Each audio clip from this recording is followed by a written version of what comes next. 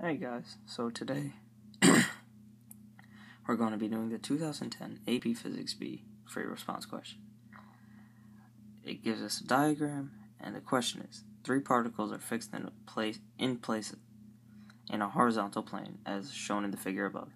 Particle 3 at the top of the triangle has charge Q3, a positive 1 times 10 to the negative 6 coulomb, and the electrostatic force F on it due to the charge of the other 2 particles is measured to be entirely in the negative x direction. The magnitude of the charge Q1 on particle 1 is known to be 4 times 10 to the negative 5 coulomb, and the magnitude of the charge Q2 on particle 2 is known to have 1.7 times 10 to the negative 6 coulomb, but their signs are not known. Determine the sign. Part A is asking, determine the signs of charges Q1 and Q2 and indicate the correct signs below.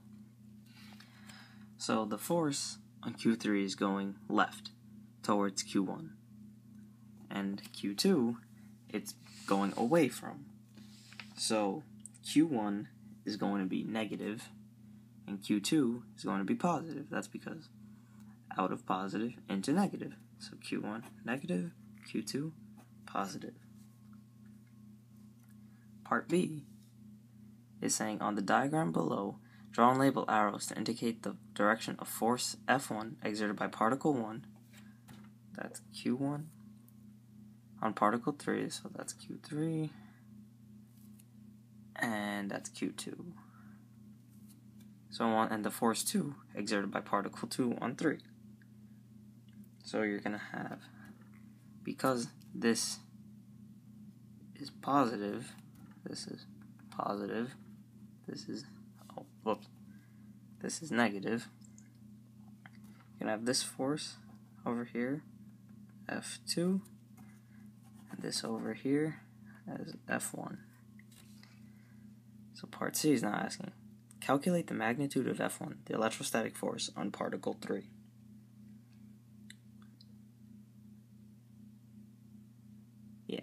So here you're going to have to use Coulomb's law twice. So you're going to have Coulomb's law is F equals K, Q, Q1, Q2 at Q3 over R squared. You're going to use it again, only this time using Q2, Q3 over R squared. The first time you use it is time 1, time 2. So time 1, you're going to have K, which is equal to 9 times 10 to the 9th Newton meters squared over Coulomb squared times Q1, which is 4 times 10 to the negative 6 coulombs times 1.0 times 10 to the negative 6 coulombs all over the R, which is 4 meters. And you have to square that, and your answer for that comes out to be 2.25 times 10 to the negative 3rd newtons. When you do it again for the second time, you still have 9 times 10 to the 9th newton per meter squared for Coulomb squared. And charge 2 is 1.7 times 10 to the negative 6 coulombs times 1 times 10 to the negative 6 coulombs for the next charge, all over its distance, which is 3 meters squared. After you do that, you get 1.7 times 10 to the negative 3rd newtons. Okay, now, because over here you have a right angle, you can do Pythagorean theorem. Because you have that and that now, so to find that force, Pythagorean theorem, so you do F is equal to square root 2.25 times 10 to the negative 3rd newtons squared plus 1.7 times 10 to the negative 3rd newtons squared, and F is equal to 2.8 times 10 to the negative 3rd newtons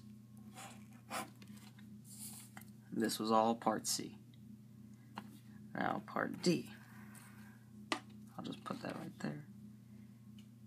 Part D is asking us, calculate the magnitude of the electric field at the position of particle 3 due to the other two charges. So, it wants the electric field, so we have E equals F over Q, which came from F being equal to QE, and after you manipulate that, you get E equals F over Q, and we'll use Q3 because we're dealing with particle 3. So our force is 2.8 times 10 to the negative third newtons over our charge of Q3, which is 1.0 times 10 to the negative sixth coulombs. So E is equal to 2.8 times 10 to the positive third newtons per coulomb. Now part E.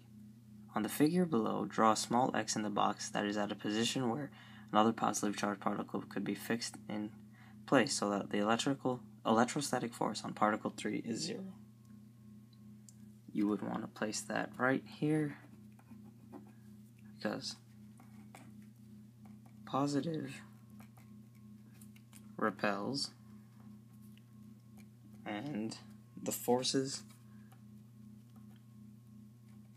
to the right